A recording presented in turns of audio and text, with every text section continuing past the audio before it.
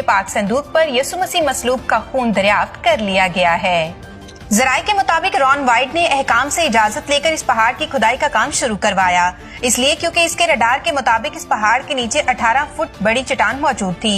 लेकिन हुआ कुछ यूं कि मजदूर जो खुदाई के काम पर लगाए गए थे, खुदाई करते करते डर के मारे अचानक भाग निकले, क्योंकि उन्होंने वहाँ जो नजारा देखा वो नाकाबिले बयां था।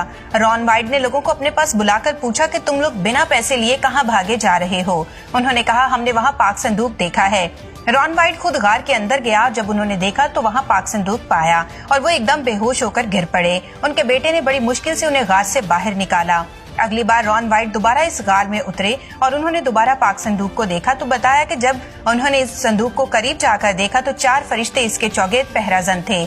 उनमें से एक फरिश्ता रॉन वाइट से बातें करने लगा। उसने कहा कि हम मूसा के दौर से लेकर अब तक पाक संदूक की रखवाली कर रहे हैं। रॉन वाइट ने पाक संदूक के ऊपर जमा हुआ खून देखा, जो कई अरसे गुजर जाने की वजह से मुकम्मल सूख चुका था। उन्होंने खून का सैंपल लिया और मेडिकल रिसर्च सेंटर पहुंच गए। मेडिकल रिसर्च सेंटर वालों ने बताया कि हम इस खून के बारे में ज्यादा मालूमात नहीं दे सकेंगे, क्योंकि खून के सेल्स अब तक खत्म हो चुके होंगे।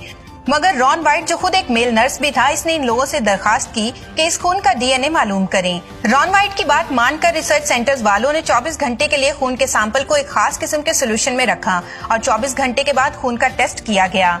नताइज मालूम होने पर उन्हें एक अनोखी बात पता चली। उन्होंने रॉन वाइट को बुलाया और बताया कि इस खून के सेल्स अभी तक मरे नहीं, बल्कि ये खून अभी भी जिंदा है। जब उन्होंने डीएनए की जांच की तो ये जानकर और भी ज्यादा हैरान हुए, क्योंकि एक आम इंसान के खून में 23 जोड़े क्रोमोसोम्स होते हैं, जिसमें से आधे माँ के और आधे बाप के होते हैं, मगर इस खून में सिर्फ 23 क्रोमोसोम्स ही पाए गए। ये बात जानने के बाद रॉन वाइट को और भी ज्यादा यकीन हो गया कि ये मसीह यीशु का खून है, जो इंसानी इरादा से नहीं बल्कि खुदा की मर्जी से मुकद्दस मरियम के बतन से पैदा हुआ।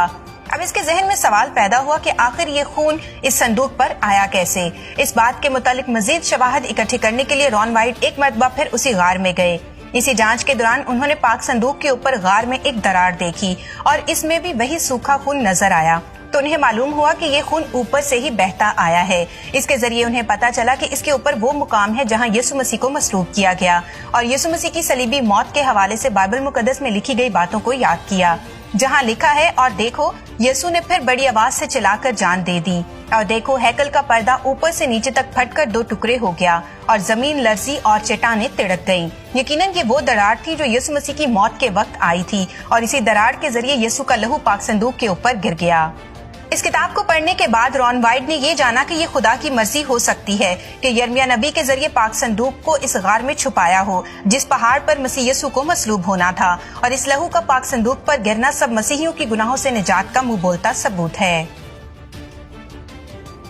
3 अप्रैल 2022 को पोप फ्रांसिस ने